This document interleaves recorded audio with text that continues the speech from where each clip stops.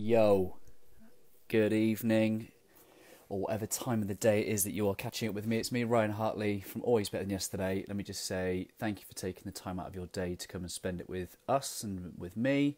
I hope this time is going to serve you well and be well spent. It is episode 62 of the Always Better Than Yesterday interview sessions. Just sending a couple of invites now just to make sure we get as many people involved in the conversation as we can. As you join, just let me know you are here. Let me know where in the world that you are coming from. Let me just take some time out to appreciate you for coming to spend some time with us. As I say, it's me, Ryan Hartley, ready for episode 62. If this is the first Always Better Than Yesterday interview session you have joined, it's all about just understanding, learning from people. I've been very fortunate enough to be joined by 61 awesome people so far, sharing their stories and just helping us learn a little bit about their habits and mindset so that it can potentially inspire us to go and do some things in our own lives. I genuinely believe that the way that we think informs the way that we act, which will ultimately involve the results that we get. And if we can learn how other people think and how overcome some things, then maybe we can use that in our own lives. So that's what this is all about.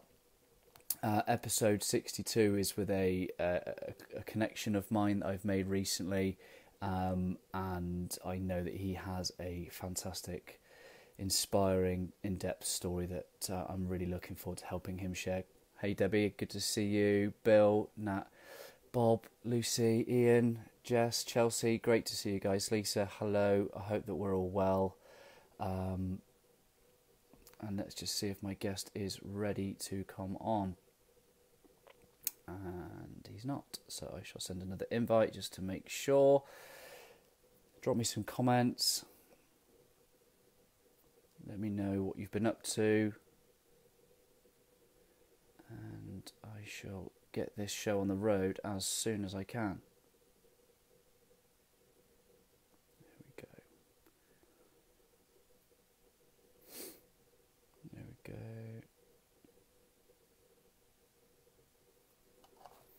Let me just send him a message because he's here and then he's gone. So, if you are joining on the Facebook Live, thank you. These are available on the podcast. If you haven't checked it out, head to any of the usual podcast platforms, and you can take these interview musings that I share along with you. There we go. My guest is here. How are you, my friend? I'm very well. How you doing, Ron? Very good. Very good. I can't really see you very well. Sorry, I'll come closer. There we go. That is good to see.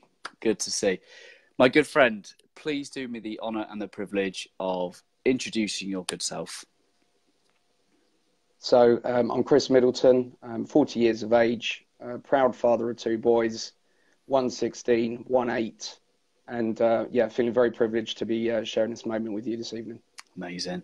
Now, you messaged me some time ago with a bit of a rundown of your story, and I just had to take a moment and just, I really try and practice empathy. And there was just no way I could have imagined what it must have been like to go through some of your story. And I just would be honoured and privileged just to hear a little bit more about your story and share some of that with us so that we can try and understand, the journey that you've been on.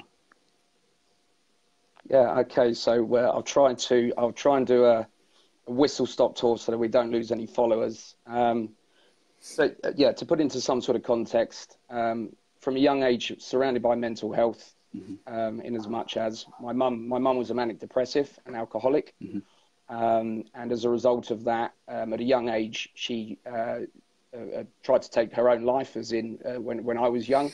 Yeah. And due to the nature of her illness at the time, the social services took me into foster care, and I spent 15 years in foster care as a result of my mum's mental health and sort of drink and violence towards me. So that was kind of the start of the journey, and kind of an introduction to mental health, seeing it and what it can do to a family member. And then really from then on, the story goes that at 16, I found out my dad had cancer, and I basically went off the rails, and I felt that life owed me, and why was this happening to me? And I became a victim of my own self-pity. Mm-hmm. And I rebelled, as most people would do. And I sort of took the law into my own hands, did some stupid things, was a bit of a menace to society. And just really not a nice person to be around, and just a bit of an idiot, really. Mm-hmm. And nearly went to prison as a result of one act of angry moment that I did something very stupid.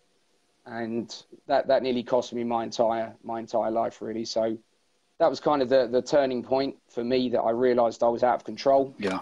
I was also heavily involved in drugs at that point in time.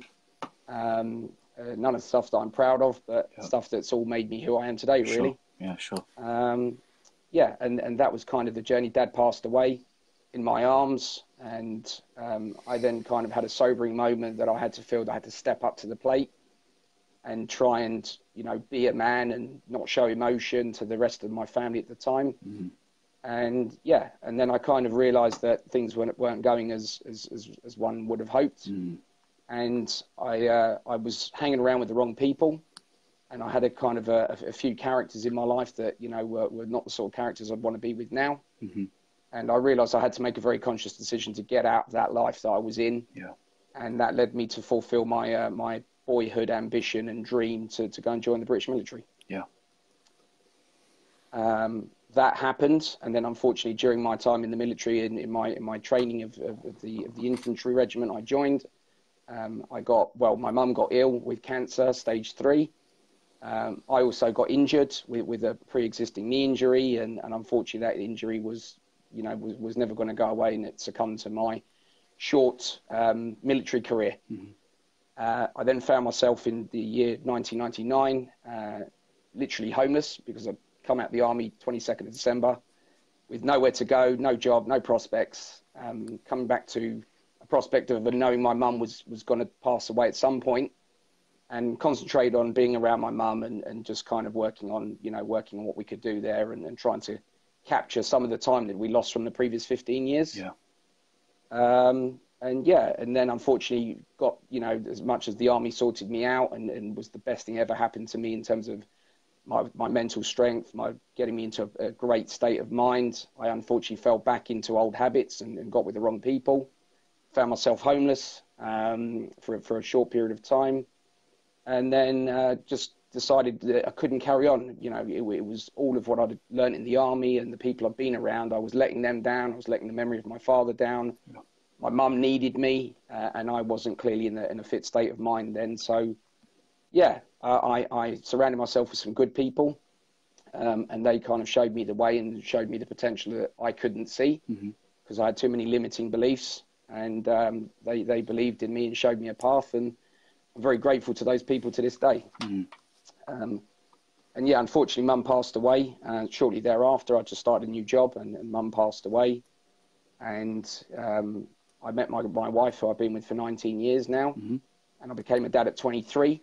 And I suppose for me, that was the biggest positive in my life, that my son was born. Yeah. He's nearly 6'1" and doing very well, and he's a fantastic young man, and he's everything I wasn't, really. So for me, that's probably my biggest turning point of what changed. And then during that period, just to, again, without talking at length, I really want you to ask the questions, but sure, keep going. From then, my son was born in a special baby care unit. He was 6 weeks premature, so he was touch and go. So it was like, here we go again. Mm-hmm. It was a time of real test of the mind. Thankfully, he pulled through. Obviously, he's here and no defects, so that was great. And then shortly thereafter, a couple of years later, we decided we'd like to try for a brother or sister. And unfortunately, we had twins at the time, and they didn't quite make it through the journey. Mm-hmm. And then we were told one of them had survived, and then we were told no, one of them hadn't survived. Yeah. And then eventually none had survived. So that made us very very conscious of, maybe it's just not meant to be. Maybe we're just blessed to have one child, and we kind of gave up on the idea, and we couldn't go through that trauma. And then my wife's mum passed away during that period, and then we decided to have another go. And as I said, the intro, I'm very lucky and again blessed to have a perfectly fit 8-year-old son. So we fulfilled that dream, and then since then I've had a cancer scare. My brother passed away 2 years ago to this very day. My sister passed away in the early part of this year. But throughout it all, Ryan, I take it as it is what it is, and you can't go back and change that. All I can do is focus on the here and now, and those that are present, focus on those guys. That's all I can do, and cherish the memories of those no longer with me. Yeah. I really appreciate you sharing your story, man. Like, I was such admiration for you for continuing to show up, and I'm sure there were days where you really didn't want to. And what is it that you do with your current life? What sort of things are you doing now? So by day, I work in the City of London. I'm a head of operations for a big American organisation. I have a team of about 100 people that work for me. I've been in senior leadership role now for 17 years. I've worked in 3 of the big 4 in the global capacity of consultancy world. And I suppose I take pride in that because, one thing I didn't mention is that despite all of the things that happened in my early days, I did go to a private school, which I was very blessed to go to. It was part of the social services experiment of an inner London kid with no hope and no prospects, and being a statistic that, 7% of kids in foster care, either go on to 7% of kids in foster care go on to further education is the statistic. The statistic for me 30 years ago was I'd end up in prison or dead. Sure. So I was very privileged to go to a private boarding school, and the people I was surrounded by then are still with me now, and they're as good as family. So, despite that, I was dyslexic. I am dyslexic, and I did get expelled because that was at the time when my father was terminally ill. So it's I'm very proud to have held leadership positions where some people have to go on and study for years to get a graduate intake into these companies, and I've worked my way up, and I can hold sit in board level meetings, and I still 17 years on have to pinch myself that how did that kid with no prospects and limiting beliefs, he's now sitting in boardroom meetings. It's very odd, even 17 years on. Yeah. In your journey, I think the one thing that really stands out is loss. How do you deal with loss? Like how have you learned to deal with loss? It's a good question, and it's a question that naturally I always get asked. I think that everybody. I think loss is something that affects people very differently. So that classic one line everybody says, "Oh, it gets easier as the years go on." For me, I can say that with conviction. For others, I know that's not the case. 20 years on, for some people, it's still as raw as it was yesterday. I think for me, how I deal with it is I literally deal with it and remember the good times of those people being here, what they stood for, what was their message, all of the good things that those people who unfortunately no longer here that went too soon, what was their message, what did they do? And I try and take a bit of each of that and try and take it forward in my current life now. And I try to impart those good things with the young people I work with and mentor and coach, and I try to impart the positives of something so negative. I try to impart the best of that and show sort of mental resilience, I suppose, is kind of what I've used to get around it. What's helped you build your own mental resilience? Good circle of friends, without a question. My wife has been key to that. Without her, I wouldn't be where I am. There's that cliche saying behind every successful man, there's an even better woman. And, for me and my wife, we started with absolutely nothing. We bought our first house together. We've done everything together in 19 years. And she has been key. And those days when I've had those limiting beliefs and I've come home and I've had the interview that didn't go well, or I've gone for a job and thought it's way out of my ballpark. She's been that little steer that says, remember who you are, remember where you've come from, remember your worth. And she just reminds me of my worth. And there's nothing that I haven't already overcome that isn't going to be any harder than having to say goodbye to your mum or your dad or whatever. You know, those are tough things. So if you can deal with that, you pretty much can deal with anything.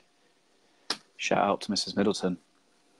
Thank you. Cheers. Yes, I love that. Remember who you are, remember your worth. I think that's really important to have people in our corner that believe in us sometimes when we don't even believe in ourselves.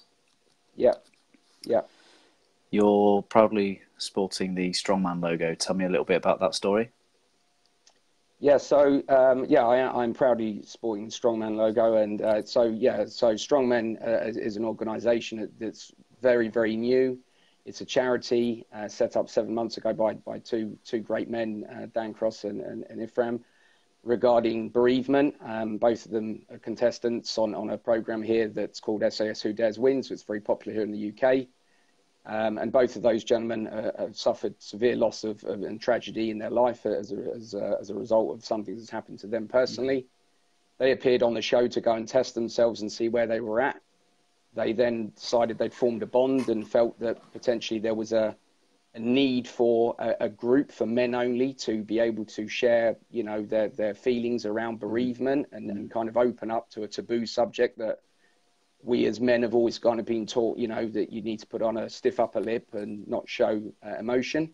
Yeah. And these guys have come up with a very simple concept of using the great outdoors to take people like myself and other groups of a small group of men to go and climb mountains and be in the company of one another with no pressure to talk and no pressure to tell your story if you don't want to. If you just want to be a bystander and just want to be in a group of people, that's fine. And if you want to partake and share your story, you're more than welcome. So so I was very blessed that 3 weekends ago I was in the mountains of Wales climbing Mount Snowdon with Ifram and Dan and 26 complete strangers.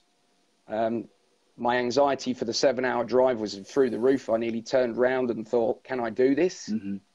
And yeah, it's the best thing I ever did. And I've now got a brotherhood of 26 guys who's on a WhatsApp group who are arranging lots of events and charity events and, you know, growing the brand and just sharing their stories and just feeling elated. And yeah, I'm very grateful to Ifram and StrongMen for what they did for me. It was life-changing. What did you gain from that experience?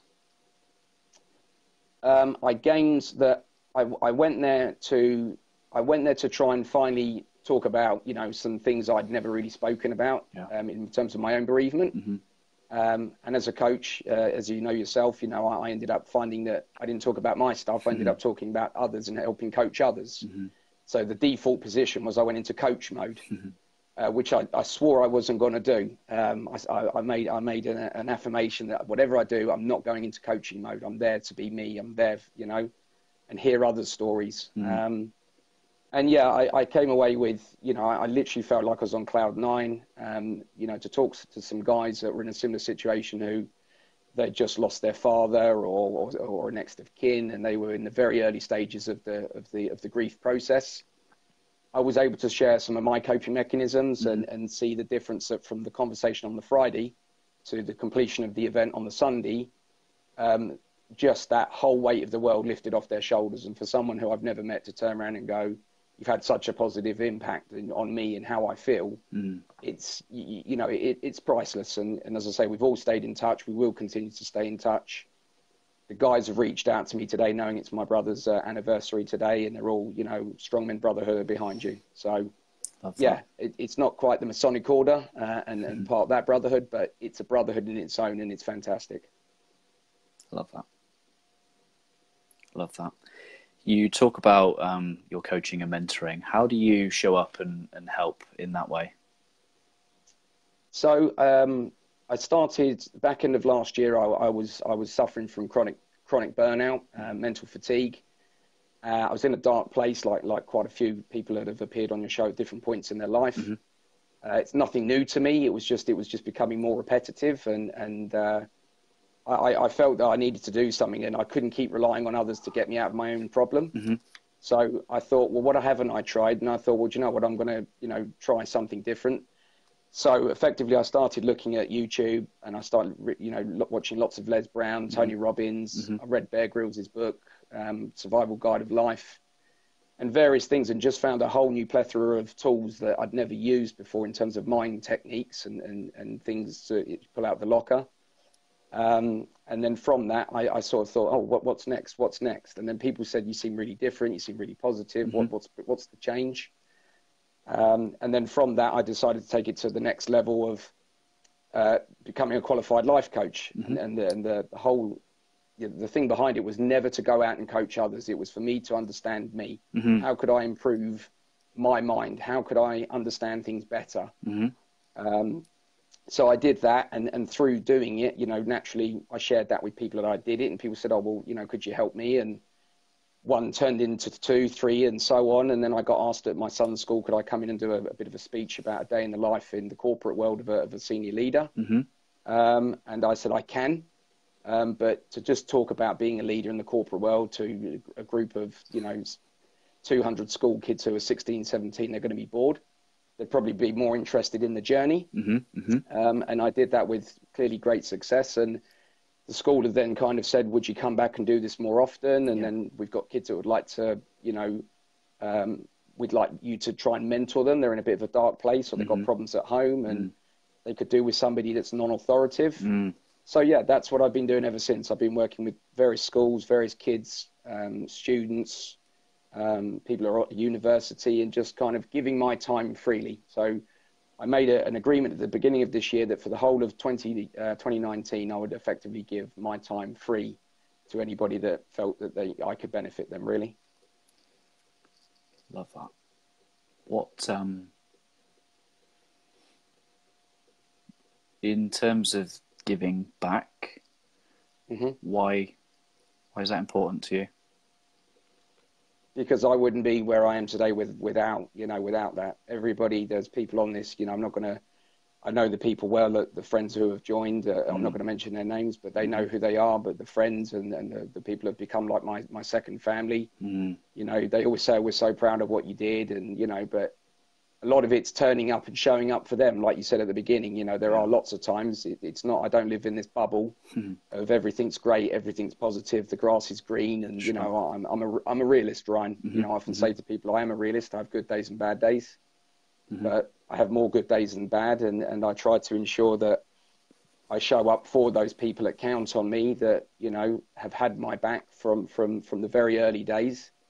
And this is for them, really. This is for them, and a thank you to them. They've often said, love to come to one of your events, love to know your story. And I've gone, and they've kept me going. They've kept the fire alight. Amazing. In your self-discovery through becoming a life coach, what did you find really helped you? What sort of things, whether it be mindset, whether it be experiences, in the last 23 years or however long, what's really been some core things that have helped you? Yeah, great question. I think for me, I've always known that the mind is complex, especially mine. It doesn't switch off. I honestly mean that. It's never off, Ryan. Even when I'm sleeping, if I am sleeping, it's never off. It's a nightmare to live with, if I'm honest with you, at times. So, one of the biggest things of the coaching was to understand, why is my mind the way it is? Is there anything I can do to control the pace that it works and thinks? And especially around the negativity and the limiting beliefs and that whole era of where I was, always I was always assuming the worst, that something was naturally going to go wrong. Sure. So I think the takeaways for me from the coaching has been, around, the positive affirmations. And I know people that you've had, Jonathan Darling and guys like that on previous episodes have talked very much about that, and Rebecca Lawler. But for me, it's very much that I took a look at my life. I took a look at the people that were in my life. I looked at the sort of, what was I feeding my mind? And when I looked at it, I'd start the day with, watching the news, and that's depressing. And then I'd get up on the train at 6 o'clock and I pick up a paper and it's more depressing news. So, that kind of first hour of the day, the golden hour, as they talk about, that golden hour for me was just full of negativity. Yeah. So by the time I got into work, I'm already stressed. Yeah. And so the coaching taught me to basically use that golden hour to put good things into my mind, fill it with positivity. So, for me, my hour starts with, listening to stuff on YouTube, usually Les Brown or Tony Robbins or somebody, challenging the mind, the thought process, and putting good data into my head. So if nothing else, how I start my day every day, it will always start positive. No matter what's going on, it always starts positive. And then I try to impart that positivity onto my team and others throughout the day. Yeah. And then when they start going, oh, it's been such a bad morning, such a bad day, I try to then reframe, which was, again, something I never knew. To me, reframing was hanging up a picture a different way. But I've been able to reframe so many negative situations through coaching. Yeah. And long may the journey continue. Love that. Who should connect with you? Who would you be looking to reach out to you, and why? I would say that anybody that feels that, if there's something, like we always say as coaches, if we go in a room full of 200 people and one person comes away with one nugget of what we said and said that person made a difference, and that small ember then turns into the fire within, and then it goes on to something, then if that's appealing to anybody, then great. My job is done in that regard. I'm happy that somebody has been able to go, do you know what? That guy was so open, and he, if it gives them the courage to, unfold their story, or gives them the impetus to say, I want to go and do this, then that's it. So I wouldn't say anybody is a select group. I would say if my story is open to anybody, then I'm open to anyone, that wants to kind of join me. I think what I would say, Ryan, is a bit like yourself on Friday night with your post. I joined the group the other day, which as you know, I messaged you and said I've joined the group, a different group, with a view to just getting out there, seeing what's out there. The group, unfortunately, that particular group had a bit of a change in it, in terms of one particular person in the group was kind of beyond what the group was set up for, and it was very mental health related to the point it was quite severe. So what I would say is, like we do as coaches, we're not psychiatrists, we're not psychologists. So if it's about mindset, positivity, overcoming, negative things, building mental resilience, I'm happy to try and share my story with people and be challenged. It's not just my story is the only one.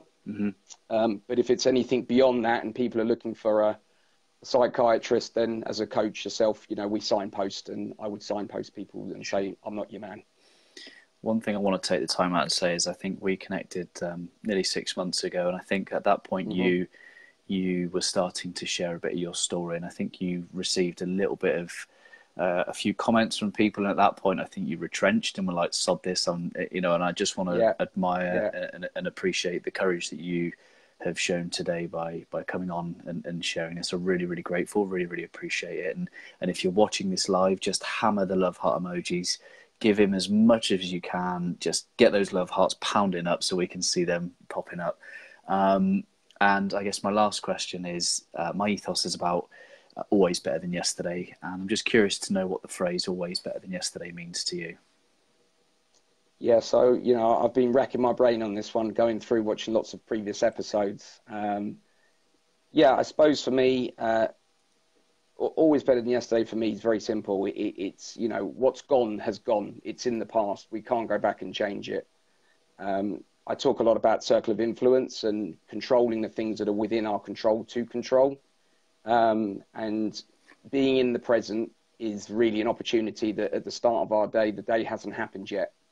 We, as I think Rebecca said in one of her interviews, when we get up in the morning, we have a choice to make.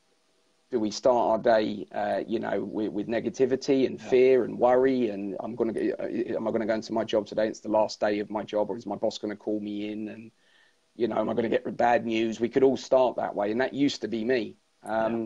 So I think the always better than yesterday for me is, personally, I always look at the end of each day, there will always be a point that I will reflect on any given day and go, was I the best version of me today? Could I have been better? The way I spoke to a member of my team, could that have been handled better? Did I give the best leadership advice today? So for me, your brand is very much all around. For me, what it stands out for is, yesterday was a good day, but today could be a better day. Tomorrow could be an even better day. And it's imparting and sharing that with people to say that, you know, yesterday may have been a really bad day for some people, but we've got a choice today to make a positive start and learn from what happened yesterday. Love that. Thank you. I've not briefed you on this one, but fail to plan, plan to fail. Here we go. I'm absolutely. This one's going to come from the heart. I just love you. Before I do that, if you've made it through this far and you're watching with us live, let me just say thank you for taking the time to spend it with us. If you're catching up on the podcast on replay, thank you.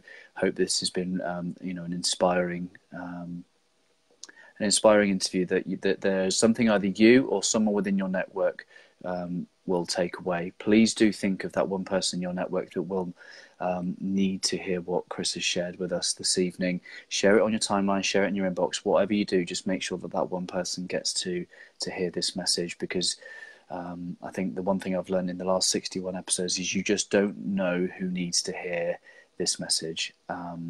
And the impact that can make can be significant. So thank you for taking the time. Chris, thank you for coming on and sharing with us your story and your learnings. And I'll just be honoured if you can leave us all with a final thought from your good self. Yeah, so I think my final thought would be, if there's one thing I've learned, that for all of the people that are unfortunately left me and left my friends and the people that are no longer here, would be, to seize the moment. Whatever that moment be, get out there, don't sit there, keep talking about the things that, I'll get round to this, and I may sign up to that gym membership, or I might go and do that distance learning course I promised myself, because sometimes tomorrow never comes. And I would say, if you have an opportunity, you've got to take that leap of faith every now and again, because what it will do is it will reignite that fire within, and sometimes you just got to literally take that calculated risk and go. And the final thing I'd say, if I'm allowed, Ryan, is like Jonathan said, I'm a great believer in being, we have to put ourselves in uncomfortable situations and become comfortable with them, because I think we're surrounded now by so much softness around certain things, our lives, from what our parents had and our grandparents had to what we've got and what our kids have got. So it's, I'd say go out there, challenge yourself, do the things that, not constantly, but go out there and do something that makes you feel a bit edgy, that brings that little bit of element of fear. And as I always say to my team, I would never ask anyone to do something, that I'm not prepared to do. And I can now say that coming to the end of this, my nerves and my anxiety and everything are now coming to an end. So yeah, I was anxious, I was nervous. It's easy to stand in front of 250, 300 people and talk than doing this live chat. But it's been great, and I'm very honoured to have had the privilege to appear and follow so many great people before me. Amazing. True gent. Thank you for your time. Guys, girls, thank you for watching. Please do think of that one person that needs to hear this message. Do share it, and most importantly, use it. Use it to help yourself be better than you were yesterday. And I hope that you all have a great week. Chris, thank you, my friend. I'll speak to you soon. Cheers, Ryan. Thank you very much. Thank you.